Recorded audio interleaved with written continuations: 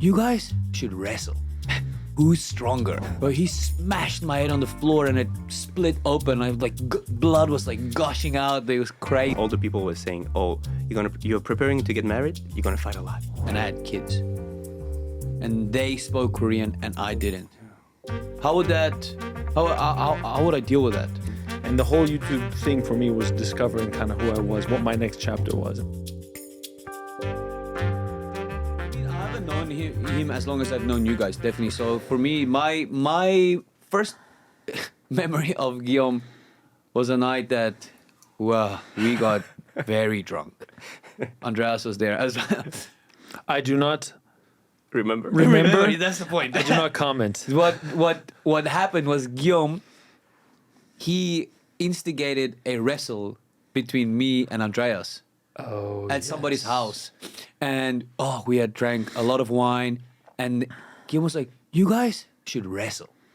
Who's stronger?" And we were both like very drunk, so we started wrestling, and he smashed my head. And like the house we went to had like a cement, a concrete floor, but he smashed my head on the floor, and it split open. I like blood was like gushing out. It was crazy. My shoulder was messed up for. I met you a few days later. Oh, I really? remember you told me I got hurt. I wrestled with Justin. I was like, okay, guys. It was bad. The next day I checked, and because they took photos, and I realized I should have gotten stitches for that. It was like a deep gash. Yeah, Big scar? I couldn't work out for like a solid 4 months, I think. Because of that. Because of my shoulder, I couldn't like move it. Yeah.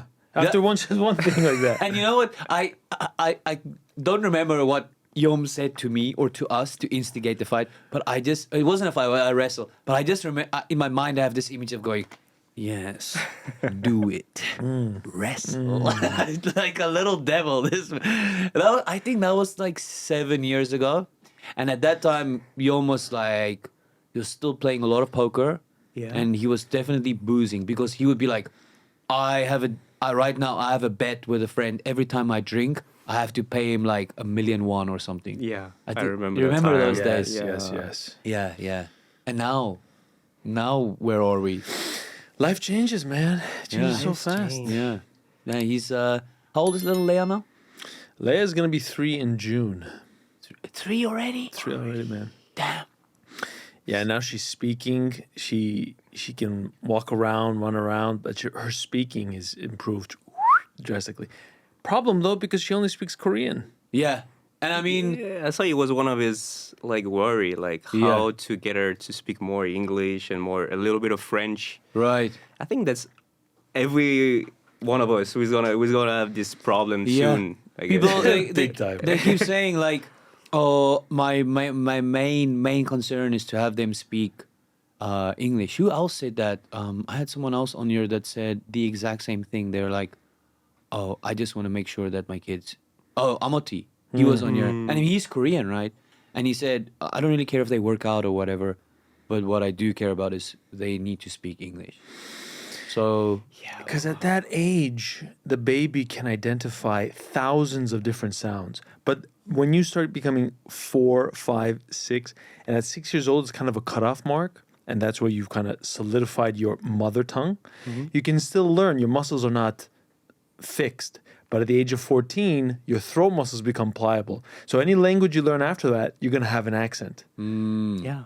Yeah, so it's But I mean, I wonder. I guess I did have an accent for quite a while.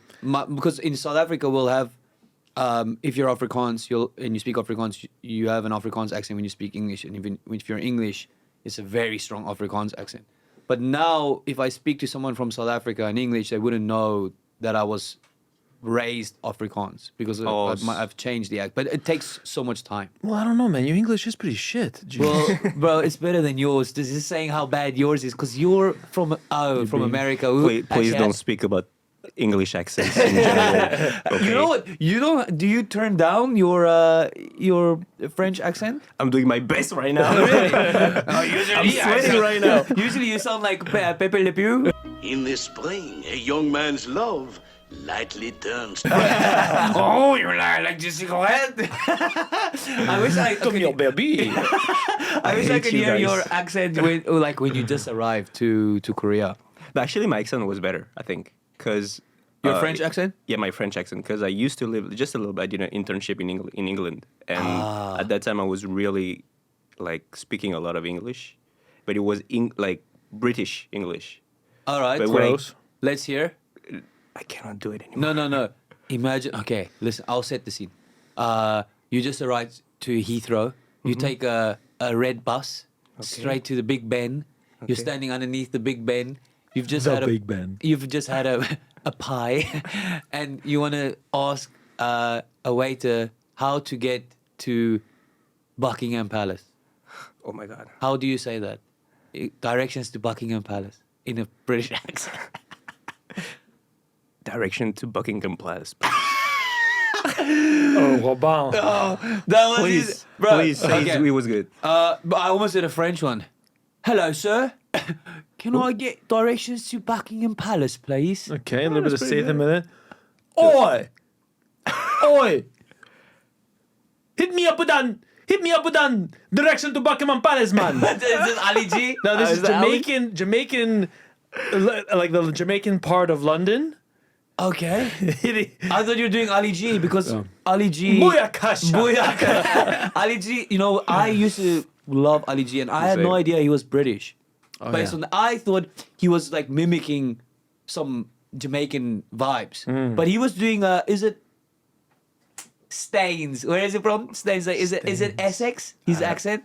Did you idea. ever watch? Allergy? Yeah. Yeah. I watched it when I was Stains? I younger. don't remember that. Yeah, it's from the big massive from Staines.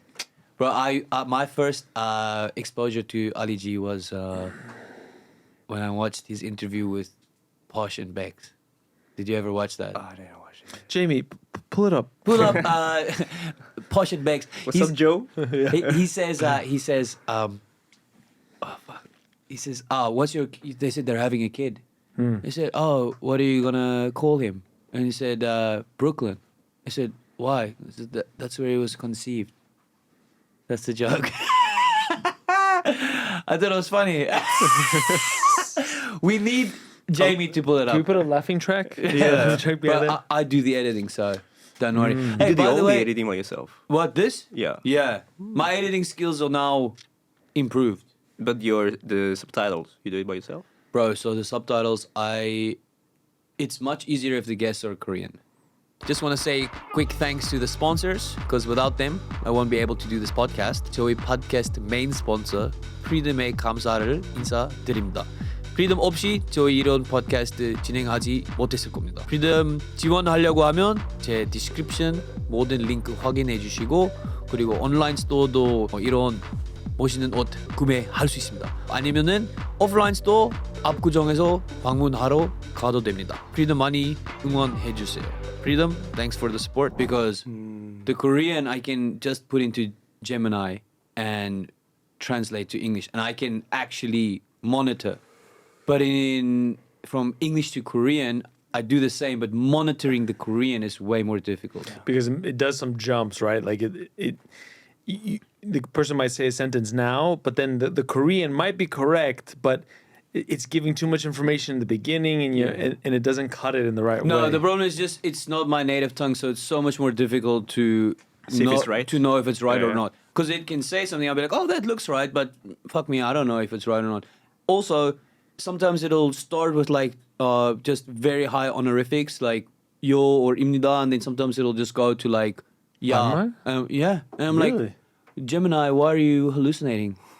I need you to not, because I can't be focusing, and that takes like 4 hours of time. Yeah, dude. The subtitles Subtitles stuff. are...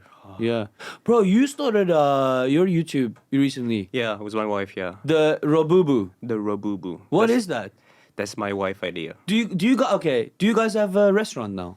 Yeah, my wife started a restaurant 2 years ago now.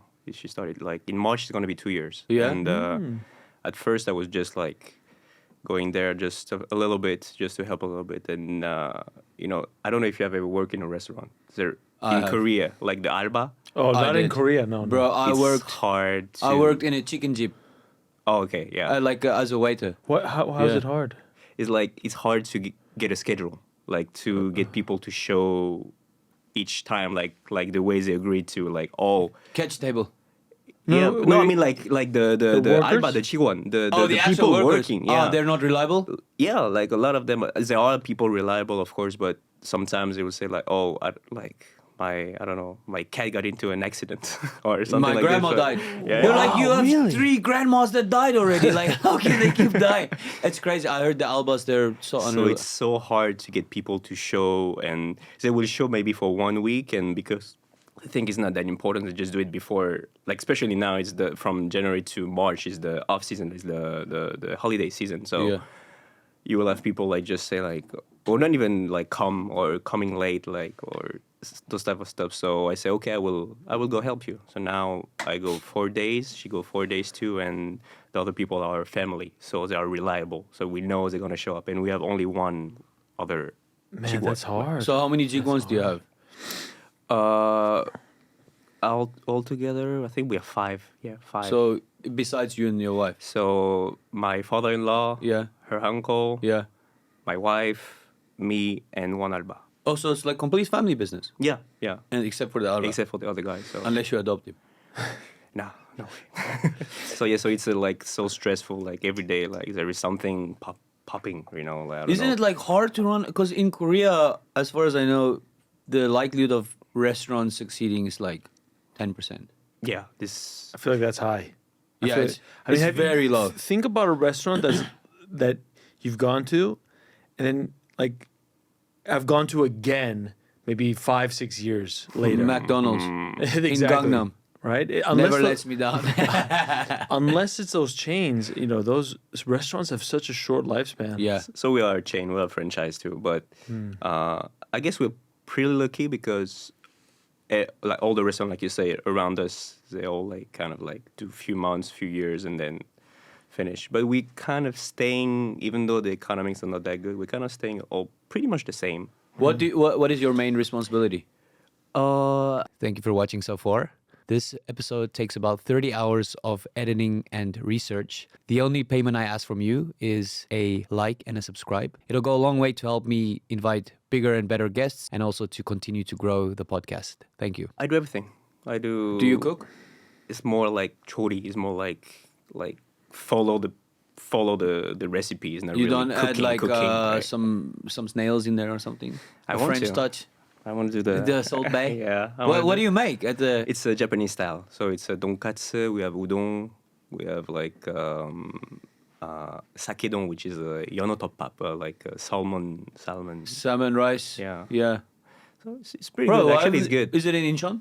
Incheon. Yeah. Bro, you should. Have you been? No. Yeah. And it's I actually good. just saw your since you moved to Incheon, you've really shut us out, bro. Yeah, but it's hard. Like It's hard to honest- invite my friends. No, Hey, sorry guys, I'm 4. Don't come. But I've invited people, a lot of people. It's like each time it's like it's Incheon, right? So a lot of people. it's only an hour. I mean, We if can you make a invite me, trip I'll, of it. We yeah, can make a I'll- trip of I'll it. go for sure. Yeah, yeah. Anytime, really. Yeah, It's yeah. fun, really. I'm here 4 days a week. Yeah. If you want to eat better with my special recipes. Don't come when my wife's here. I thought you said there was no escargot. Why is it so white and slimy? Yeah, well, there's snails in here. So why did you start the YouTube on top of that? I mean, I know why, but I want to hear from you. At first, my wife wanted to do something like this for a long time, and she pushed me to do YouTube before, and I didn't really lazy, you know. I didn't really do it that good. Yeah. And now that we're married and we can show more how we live, she just decided, yeah, like let's do this, and I'm just following the lead. Honestly, I'm just following the lead. Does she have like a strategy in terms of what kind of direction she wants to go, or for you guys? We are like, oh, today, like if I don't know if you watch some of our shorts, it's really everyday life. We don't plan anything.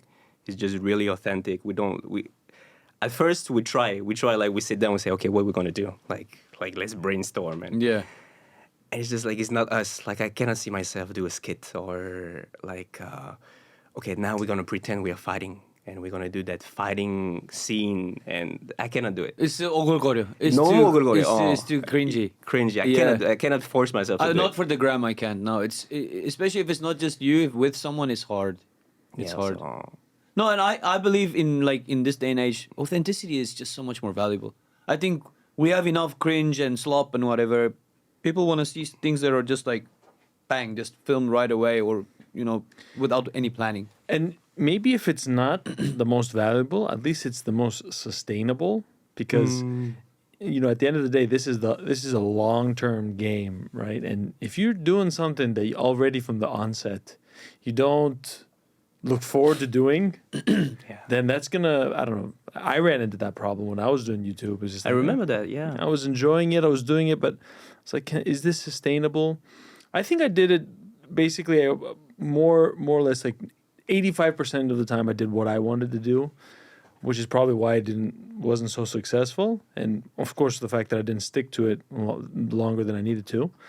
But yeah, if I leaned in harder towards strategies that would get more views, maybe I would lean further away from who I was or who I wanted to be. And the whole YouTube thing for me was discovering kind of who I was, what my next chapter was. And I think for a lot of people that tends to be How long did you do it? Like I remember it was like I think I was doing it for about a year and a half, close to a year and a half, 2 years. And then afterwards I went kind of all in on directing, cinematography, focusing more on the artistic aspect of production as opposed to the content and virality. But it was good that you started the YouTube, because I mean that's where your love or your interest in the cinematography part or the camera aspect of it Definitely, grew, right? Definitely. And I was surprised the first time I saw like his YouTube, his first video. I was like, how is it so well so well shot? Yeah. How It's did very he do? cinematic, I didn't yeah. know about him. Yeah. Yeah, So I that didn't was know that surprising. about myself. Yeah. I mean, I didn't know it about me about him either. I didn't know about I you didn't that know know him about me. I mean, that's what everyone says when they talk about his YouTube. They're like, they don't talk about the food. They're like, oh, the way you shot that was so good. I think it's interesting. Like my close circles, they give me these compliments, and it boosts my self-esteem, and it makes me. I think that's kind of the reason why I wanted to pursue it more, because that was the thing that I thought I was good at, that I had a talent that I could pursue. But it's strange. It's not what sells, because if you see that what the algorithm demands, the demon, it's not this artistic, like it's not an emphasis on the way that you say it. It's actually what you say that's more important than how you say it. Yeah. So I don't know. That's my take on it. Juice, what do you think? Since you've been plucking at the goose for a while. I mean, so the beauty for me with the YouTubes right now is that I am not chasing views or money or subscribers. I mean, if they come, great, and I'm happy to see the growth, because that's the cool part. But as I'm not trying to make this my main job, I do this because I enjoy it. I mean, the three of us sitting like this chatting, we do that often anyway. I mean, for us, just last weekend, right? So now, just due to the big network that I have, based on all the work I've done, it's easy to get a lot of people in studio that I know, but that I know other people would want to hear about, that aren't on the variety shows with the 20-minute cap with a script where they're told what to say and everything's edited. So I know I can get those people and have these authentic conversations. So the whole point of this show is the authentic side of it, and that's great for me, because I don't like the pretend part of TV sometimes. Right. Not movies. I mean, that's a whole different story. But the TV sport. Yeah. So for me, We doing all the, have that thing, yeah. doing the thing that I want to be doing on YouTube and not feeling the pressure or the burden of it has to do well, otherwise I fail, is great, because for me there's no downside to this. I do it because I like it, and I'm gonna keep doing it because it feels authentic. And it's so cool when you get like one comment, just like one comment, and somebody says, wow, I didn't know we have these things in Korea, like podcasts. It was so cool hearing from this person for an hour, an unedited clip, or like especially Guillaume stuff. But people are like, wow, it's so nice to see Guillaume. I'm really happy how well that one did. So I think that's what I like. I'm not really chasing perfection, and that's what Guillaume told me to do. Don't chase perfection. But what I am doing is every single video, I try to just improve one thing. So I'll try to make a slightly better thumbnail, or I'll add a logo, or I'll add a different transition. Just one video, I'll just improve one thing. And if I do that over 100 videos, hopefully the podcast will, be great after, a year. But I guess it also depends on the guests. Because right now, let me just tell you this, the most annoying thing, the thing that's really bugging me the most right now, when I do this, The podcast. yeah. is I know all these people, and like they're people I know, and sometimes I'll reach out to somebody and I'll be like, hey, I really like to. We're just chatting, and then I was like, I'm doing this podcast. They're like, yeah, so I really like to have you on, and then no reply, like for like weeks. I mean, we were just talking, and then they're uploading on Instagram and whatever. And I don't mind if you don't want to do it. Like, say no. That's perfectly. I know so many people that are not comfortable sharing their life stories. They want to be private. They don't think my podcast is big enough. That's cool. But man, if we're just talking and then you can't say no, that's one thing I respect about him. Like if he doesn't want to do something, he'll say immediately, no, I don't want to do that. But somebody who will just like leave you on red for like weeks because they don't have the balls to say, no, I don't want to, Shiro. Are you watching now? That specific person? Are Yeah. you watching what he's saying to you right now? I mean, I hope one day they do watch, Like I've asked some of my Sonbase actors and they were like, oh, I'm a little bit busy right now. Sorry, I can't. And I respect that. That's the right way to approach. That's manner itke, That's how you do it with the right manners. But some people, and I feel like it's the younger generation. They don't respect you enough to even like just. It's say not that it. they don't respect me. It's I think the younger generation don't know how to Say no. say no. Say no in a way that I think they fear so much that it will alter The relationship. their relationship. Right? Robin or Juice, how do you guys say no to a request somebody makes? I mean, I Depends used on the to. request, but- I used to like work around, say like, oh, I'm busy, or now I'm just if I really don't want to, I say like, I'm thank you for the invitation, or thank you, but I don't think I can do it, or I'm not really up for it. I'm not really interested in these type of things. I don't say, nah, that sounds shit. Fuck you. No, I'm just like, no, that's but like, not replying to me. Oh, that. Fuck Drives that, crazy, yeah. Still that think bugs about me. it, yeah. Because it's so like, I'm not even gonna give you the time to reply to you. I think they want to like, they don't want to get like make you angry. Yeah, but the confront contrary, you. yeah. But the contrary happens because Exactly. like, why you're not answering me? Right. For the question is more like if it's professional or if it's personal. If it's professional, I will be very clear. I will be like, for example, like for YouTube, we had like some offers on mail, and we just say like, it doesn't match our channel, or this is some kind of stuff we cannot do, or the money is not enough. Yeah. For personal, I think this is my personality. I don't like pissing people off. Like Nobody likes to make somebody yeah, angry. I don't like. So I try to kind of like go way around it more. Right. Do you say 조금 바빠서 안 될 것 같아요? Do you say the 바쁘다? I've done it. I do way less now because I don't care anymore. Yeah. But in my 20s, definitely a lot But of time. I think that's okay. I think that even just saying 조금 바빠서 요즘 좀 바빠서 안 될 것 같다. I think that's fine. But just the only thing that I really think is so disrespectful is not replying, Yeah. not even opening your message. Yeah. I think the stages of how close you are to somebody can be like looked on based on how you answer. If somebody's like just an a는 사람, like you make an answer your request, and you say 조금 바빠요. I think that's like the minimum that you can do. Yeah. But the closer you are to somebody, I think that the easier it is to be more Honest.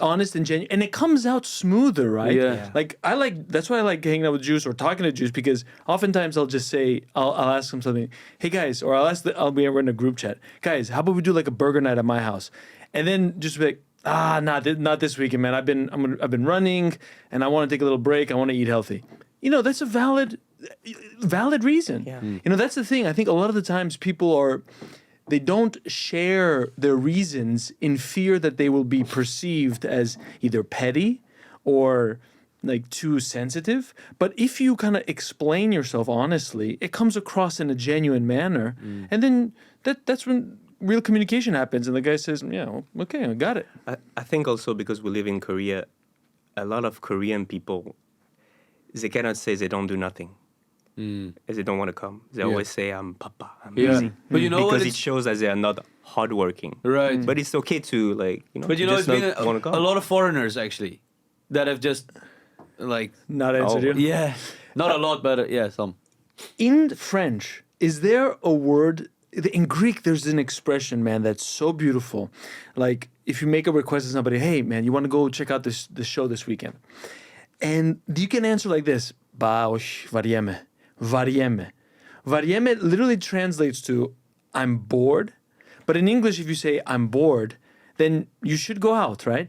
But varieme means like it's a word where you say, I just want to lounge. I'm not in the mood. It's such a good compound word. And you Yeah. say, varieme. That's the most Greek word I've ever heard. Vărieme. Do you want to do something? Nah, chilling, doing nothing. It's literally it. It's Greek, Yeah. baby. Not doing shit. Yeah. Is there something like that in French? French, I think in French we use the Italian far niente, like do nothing. I just want to do nothing. Or I don't think it's more like a Mediterranean like sauce. You do a little. For years, Julian was telling me like French people does it, and I say like, no, we don't do it. This No, thing? we don't do it. Dude, Yeah. so Bro, you much. guys do that. And, 100%. And few months ago, I had like a conversation, and I did it. And I hear myself like, I'm so sorry, Julian. Yeah. I did it for years Yeah. without knowing. Yeah, We yeah. do it. We Yeah. do it. Yeah, and that and like, oh, you know, Yeah, we do exactly. it, yeah, definitely. It's crazy having that a little bit of distance from what you think you know, and then somebody tells you what you do, Yeah. and then you recognize when you do it. You're like, oh, I've been doing that. Now you start to think, how many other things you do that you don't realize you've done before, you know? Habits of languages and stuff like this. Well, just language and everything else, you know, like whether you're like somebody who's very stubborn and your first instinct is to say like no or like to be negative, you know, and somebody tells that to you and you're like, oh shit, maybe I am, you know, like that. And in a relationship too. And I'm curious, Robin, like since you're working with your wife at the restaurant, you're doing the YouTube thing, you guys are literally really next to each close, other the whole time. Is there ever any conflict? How long have you been married now? now close to a 2 year. year. A year? In May 3rd is gonna be 1 year. And you've been married almost 2 years. Two a year and and a half. 2.5 years. It's been You got married in June, so June, year and a half. June, yeah. yeah, it's been 29 months and 14 days and wow. 12 hours. But who's counting? No, you're wrong. I know I am. I just wanted to sound cool. I Okay? know. The romantic guy, come on. Well, I know his wedding day better than he does, or he's just very bad at math. When is my? It's in June Yes, I remember June 2. 2024. correct. So a year and a half. That's all I know. I think it was around the 15th. Earlier, June 2nd. June 2nd. Oh, Yes. oh, this is my father's birthday. I should remember. How dare you? June 2nd. So French. But again, question. So, do you guys? Is there a lot of friction ever? No, like before getting married, a lot of people. I don't know if it's the same in your country, but in Korea, all the people were saying, "Oh, you're preparing to get married. You're gonna fight a lot." And I'm Yeah. like, okay, I was getting a little bit. Okay, let's see what's going on. We didn't fight, Yeah. and then we prepared to get a kid. And they said, "Oh no, you're gonna fight a lot." We don't fight. Like I don't know. Like I don't know if they want us to fight. I know what you Hey, mean. you're gonna fight. Everybody Are you saying fighting? it, like, You're not fighting? I don't want to fight. What the fuck are you not fighting? You should fight about not fighting. Fight about it now. And when I say I don't fight, I say, It'll come. 얘기하는 거지? Yeah. And then, like we know it's okay. We know. Yeah. No, we don't fight. Like we just when we kind of like get a little bit more tense with the situation, we just get some time. Like I don't know, I go do my thing. She go do her thing, and we okay. Like I really don't find, and I like working with her. It's always good energy, like because in the restaurant, like I said, so stressful, and my wife is like bright energy. Like she's just always like good energy. Like Positive. positive, and I love those people. So. When it's hard, like when like there's people like oh he's not coming to work or oh I need to do that comment or everything. I work with her. I joke her one time and they go. That's they go, awesome. You know? I mean, that's what a healthy, real relationship should be like, right? And I have a good relation with my in-laws too. So, But that's I'm also, blessed. I guess, definitely a big part of that is you being able to speak Korean. Because I mean, we do have some friends also that don't speak Korean, and I always wonder like, if I didn't speak any Korean and I got into a relationship and I had kids, and they spoke Korean and I didn't, how would that? How would I deal with that? I think it would be hard. No, I don't think so. Because regardless, they would at least learn your language. No, I'm not saying I wouldn't be able to communicate with my kids. Of course, I'd be able to communicate with my kids. But I wouldn't be able to understand when my wife is communicating with my kids. That, like, because I mean, think about this. Like, let's say, I don't know if you guys ever experienced this, but you're fighting, you're a little bit older. Well, you're like, let's say 6 or 7. You're fighting with your mom, and you like give her some attitude or lip. And you just hear your dad from the back of the room say, "What did you say?" Like he's about to like smash you. But you know, like it's just an example. But as a parent who doesn't speak, you can hear what the kids are saying to the mom later on, so you can participate in that. So I wonder if that's difficult. I don't think this is new. I guess in the States, these things exist as well because there are a lot of Hispanic families, and I guess if there are mixed couples. If you're a whitey and you're married to a Hispanic person, can you understand the Spanish that your kids speak? Case by case, but Right. ultimately, giving your kid that superpower is a good thing, right? Yeah. Being able to speak 2 languages. Yeah. But Robin, what do you think? Do you think if you guys have kids, you'll be able to teach French to the kid? That's one of my concerns these days. Like how, because even my French now, I don't use French in my everyday life. I speak I speak on the phone with my parents from time to time. I watch some content, like some videos. It's mostly political stuff. I thought you were going to say something else that starts with a P. Oh yeah, yeah. Comes from French. Political. Of the country. And so even me myself, I don't speak French these days. So I will have to force myself. So, but then, like, when you get to be a parent, you need to do some effort, right? He's not going to grow by himself, so I will have to force myself to speak French, and I think it will be okay. I think I will try my best. I'll try my best to speak in French, but what's hard for me is imagine me like not speaking French, but speaking French to a kid. It's not the same French, right? It's not the same level. What And is the? Do you use like cute French? You'll have to say, yeah, right, cute like. baguette, baguette croissant. où est la bibliothèque? You have to Where is start with the little library? Would you like it? I want to repeat that. I hate you guys.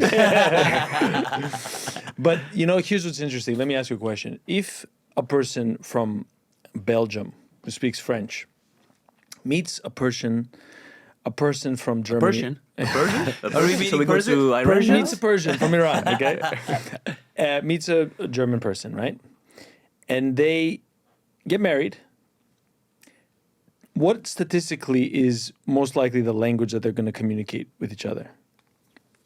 I don't know. It's case by case. I don't know. It's case by case, but statistically speaking, it's a very high percentage that they're going to speak English to each other, because Yeah. English is the Lingua franca. most spoken language in the world.